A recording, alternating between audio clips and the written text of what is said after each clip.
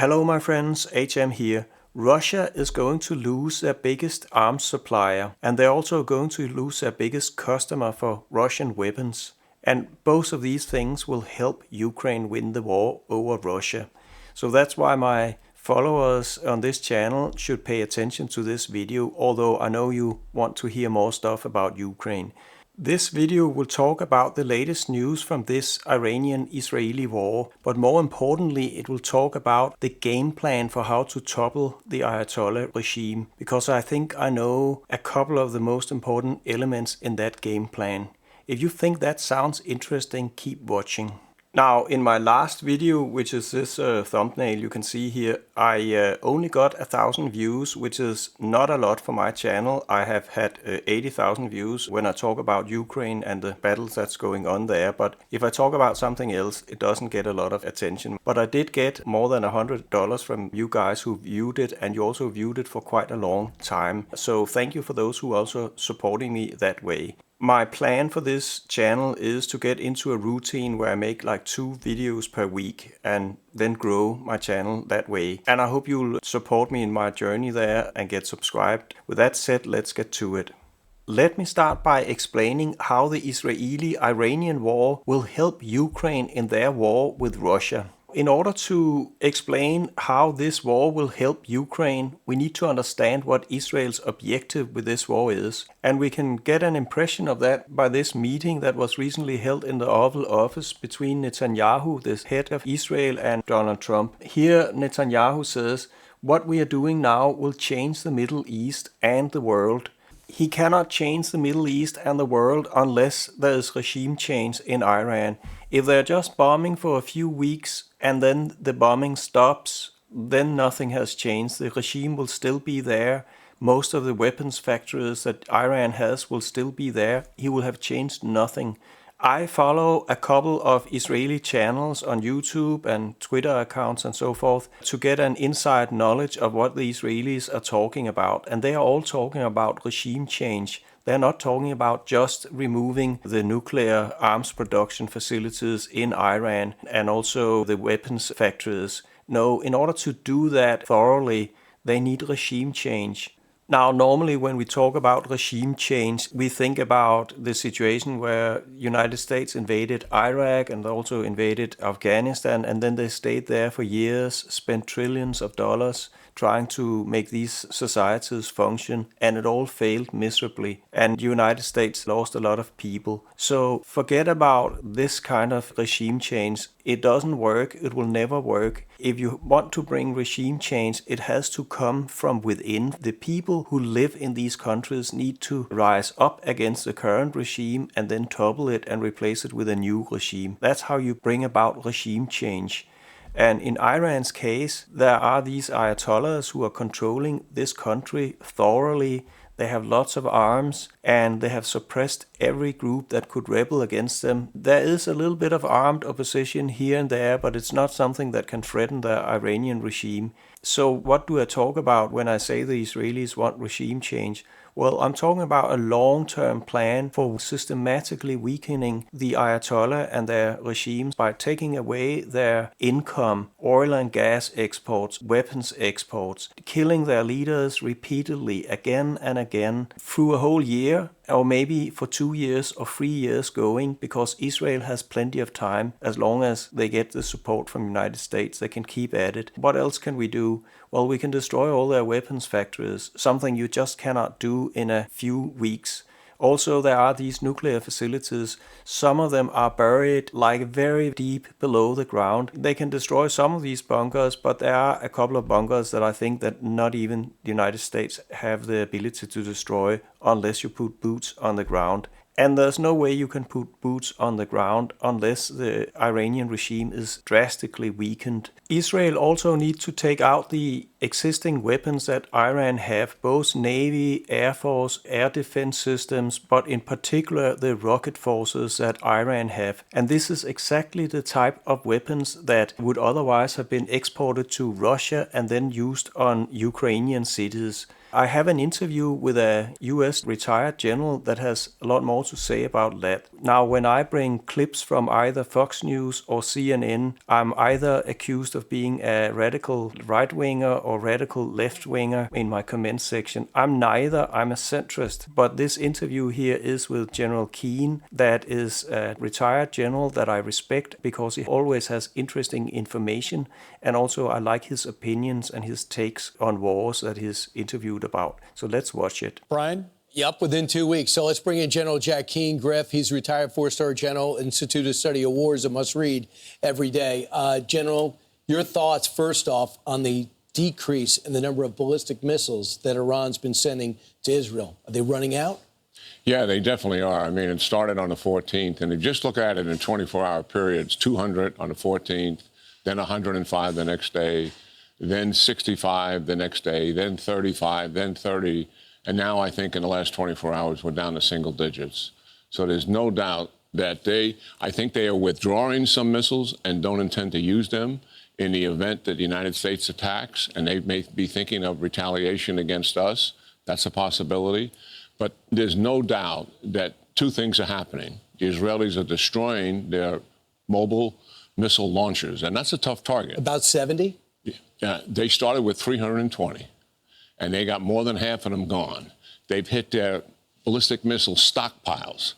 So the majority of the ballistic missiles are now gone. So he had a lot of very important information to say here.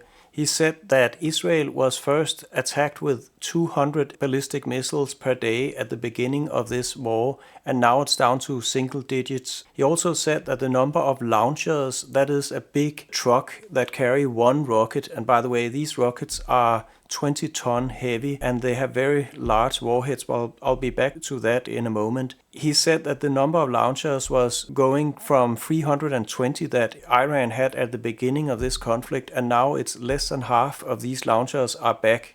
And of course, the less of these launchers they have, the less rockets they can send off simultaneously. What you need to know about these ballistic missile attacks is that if you send a lot of them at the same time, then they are more effective because they will overwhelm the Israeli defenses, and then some of them will get through. But if you can only have a few launchers left, then you can only send a few of them at a time, and then it's much more easy for Israeli air defenses to shoot them down. Still, if Israel just get like 10 or 20 per day, that's not sustainable for Israel. They need to get rid of more of the Iranian weapons, so they need to keep at it for longer. And the final thing that General Keane said, that he estimated that they had destroyed half of the long-range Iranian ballistic missiles, so they only have about 2,000 left. That's still a lot of weapons, and it just shows that Israel need to continue with this war in order to get completely rid of the threat. Now, I just want to show you how powerful these Iranian rockets are. This is a strike on a hospital in Israel. Let's see it. Here it blows up. You can see it's a pretty big mushroom cloud that is going up. And here we see the result of this strike on this hospital. The entire top floor here has been taken out, and the hospital here is burning. Of course, Israel don't want to have this kind of attacks going on, especially if this regime change will take like a year or two before it actually materializes in a new regime in Iran and a changed Middle East and a changed world where we can have more peace, because now the Ayatollahs are no more. And what you see here is a large truck that carries one of these ballistic missiles that can then erect up like this, and then it's fired. And it's an Israeli aircraft or something, a drone, that is targeting this weapon and destroying it. I want you to see how that's done, or how that looks. Here it blows up, and another one here blows up. So they had 320 of those, and more than half of them are taking out currently. But of course, Israel will continue to hunt for these launchers, and that's a top priority currently for Israel, meaning they cannot destroy as many nuclear facilities and other Iranian targets like weapons factories and other military equipment in the Iranian regime as they would like to do, because this is first priority and they spend a lot of resources hunting for these launchers. Now, a second top priority that Israel currently have in this war is to take out the stockpiles of ballistic missiles that Iran currently have. And that's what we see in this video here, where they're taking such an arsenal out in the Iranian city of Tabriz. And here we have another example of Israeli Air Force taking out a large missile arsenal in the Iranian city of Kermanshah. As you can see, it's a big fire, especially that one here. So it must be an enormous arsenal of missiles that have been taken out. But there are also some bunkers that are so deep underground that Israel simply cannot reach them. But in that case, Israel can still do something. They can target and bomb the main entry and exits areas from these bases so that Iran cannot move their missiles or whatever they have in there in or out. That's another way to diminish the number of missiles that Iran can launch at Israel. In all those cases, it will help Ukraine because this is weapons that will not be sent to Ukraine. Now let's take a closer look at some of the ballistic missiles that Iran are using against Israel. I have it here in a weapons table that I've gathered with lots of weapons. Now down here we see a couple of weapons. We have 5 ballistic missiles that are all made in Iran. These are the ones here. And then we have 2 cruise missiles also made in Iran. On top of here we have a lot of ballistic missiles made by Russia, and also a couple of their cruise missiles. What's interesting about the Iranian missiles is that they have very large warheads. They are at least 750 kilo, and the newest one that Iran has made, this is this one here, Khorram Khasha. It has 1,800 kilo of warhead. It's a massive explosion, and the previous big plume I showed you earlier in my video, plus this hit on the hospital, well, I think that was the big one there with a almost 2-ton warhead that Iran used. And they have made at least 100 of those missiles.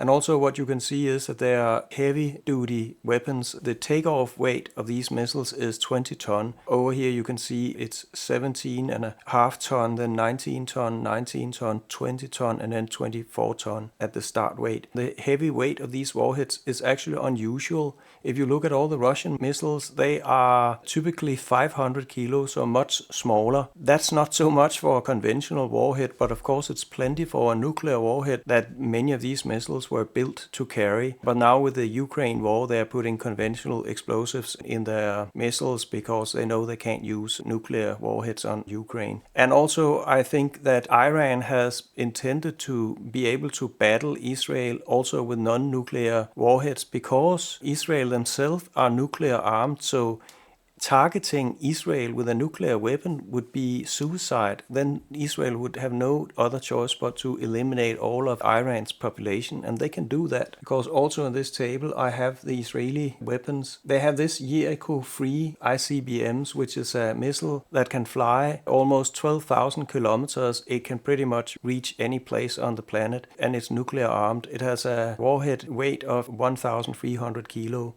It can also be used to carry a conventional weapon to Tehran, but I don't think they will do it because it costs $15 million each of these missiles, and it's just a very expensive way to do very little destruction in Iran. What Israel has instead is their aircraft. They are able to fuel using fuel tankers and get all the way to Iran and then drop conventional bombs on Iranian target, and I'll come back to that in a moment. Now there are a few more things we should talk about in this table that I have information about, and it's a number of ballistic missiles that Iran had pre-war, and as you can see down here in this cell, it's 4,000. That's 4,000 for all of their ballistic missiles, not just Shahab-3 that we have here. And that's why I've highlighted the whole block here in yellow, just to indicate that it's for all of them. But now, currently, we know, because General Keane on this Fox interview, he said that now they have about 2,000 left. So Israel has already destroyed half of them, or Iran has used up some of them attacking Israel. So there are 2,000 left that Israel needs to get rid of.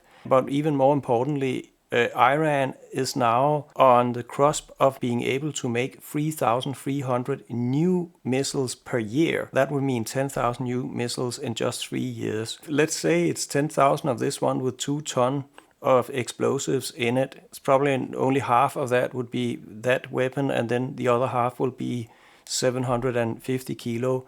But if you have 10,000 of these rockets and you can rain them down over Israeli cities, well, then we are talking about many thousand dead Israelis, and it won't be as dramatic as a nuclear bomb, but it will still be something that is intolerable for Israel. And we know how hell-bent the Iranian Ayatollahs are on hurting Israel, so that's something we can expect will definitely happen.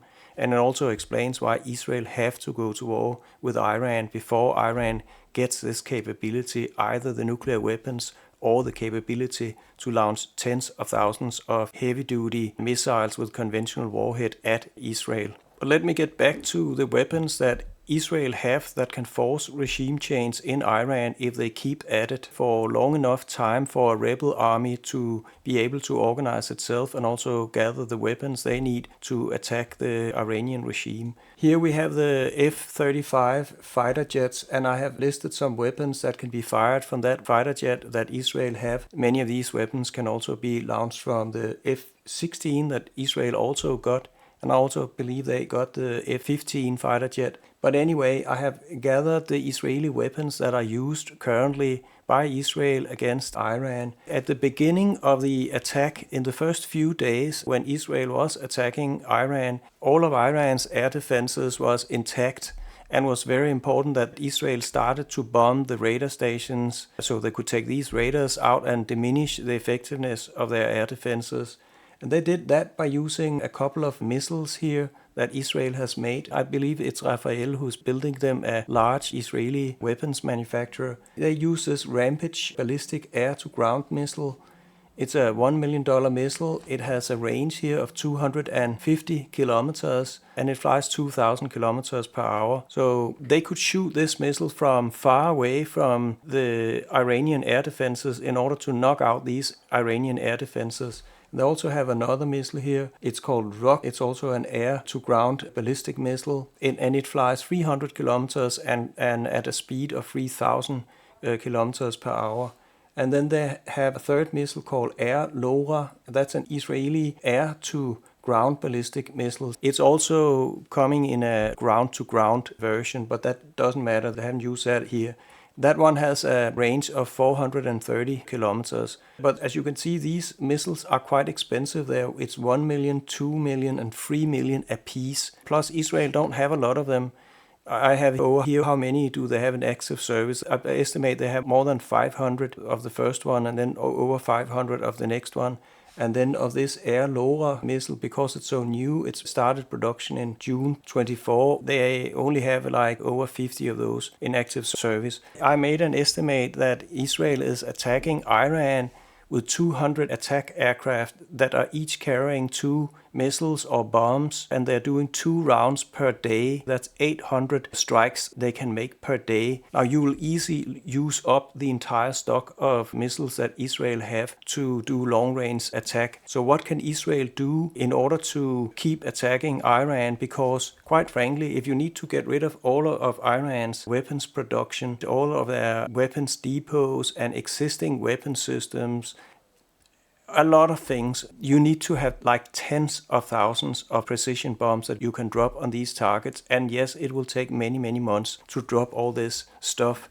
And you need to come back to targets that you missed in order to hit them again. So there's only one weapon that can do that without Israel running out of missiles and also not being able to pay the cost of this stuff. And that's glider bombs. And Israel has also developed their own glider bombs. It's called the Spice 250, the Spice 1000, and Spice 2000 glider bombs. These glider bombs is a little bit special because they have both GPS navigation and they're also laser guided, whereas many of the American glider bombs only have GPS. But GPS now can be jammed, certainly by Russia and also by Iran. So it needs to have more options if there's jamming in this area to target it by an alternative means, for instance, a laser pointer.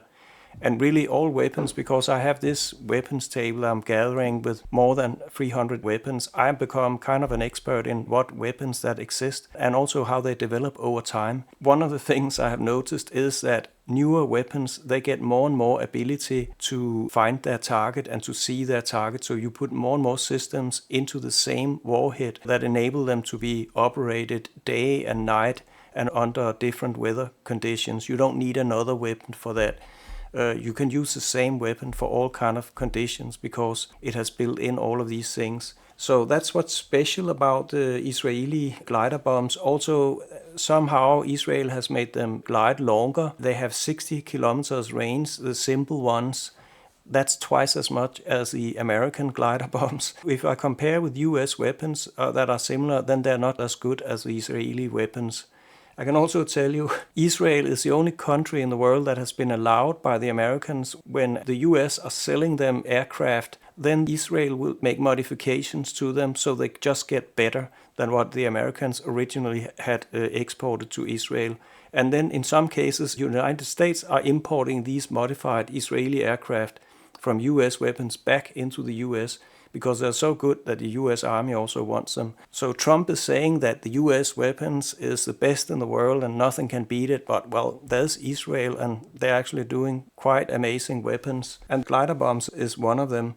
It also, as you can see, it only costs like $40,000.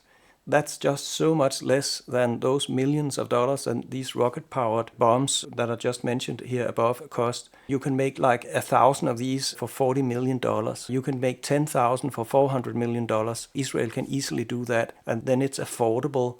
It's sustainable to keep dropping tens of thousands of these weapons on Iranian target, and that's how you bring about regime change. You don't do it with a fancy strike weapon that can fly hundreds of kilometers and hit something, but it costs millions of dollars, so you can only build like a few hundred of them or at most a few thousands, but you cannot bring regime change with it. You need much more firepower, much more mass to do that.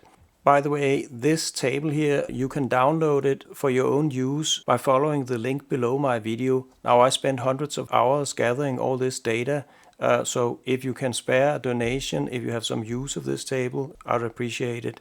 But let's go down and find this other weapons that is also relevant for this war here. It's the strategic bomber, the B-2 Spirit bomber, the most expensive aircraft in the world. It cost $4 billion a piece.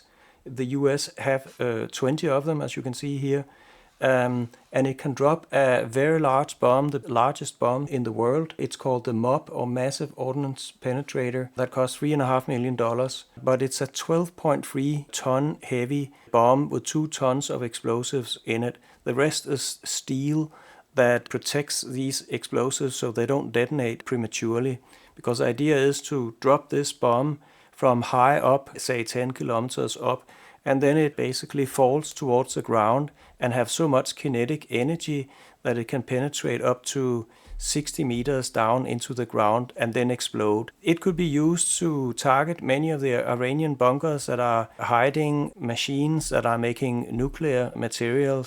Now, there is a few problems with this weapon in order to use them to destroy Iranian bunkers that are buried deep down. One is that US don't have enough of these bombs. Only 40 of them have been built, and there's probably only 30 left because they have spent a few bombing Yemen and in Iraq and elsewhere, and they're not producing any of them currently, and it will probably take a year or two to start production of them again. And 30 bombs, that's not enough to get rid of the Iranian bunkers.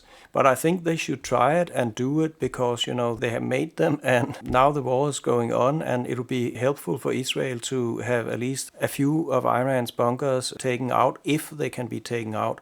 Because there's also another problem with this weapon. It only has a precision of about 5 meters, and it has to hit these bunkers very accurately and explode on these bunkers deep down the earth. And there's another problem. You can easily deflect a bunker-busting weapon by making a special structure above the bunker. Let me show you. Now, I have taken this picture here from another YouTube video that I have provided a link to in my weapons table that you can download, so you can find this video if you want a deeper explanation about it.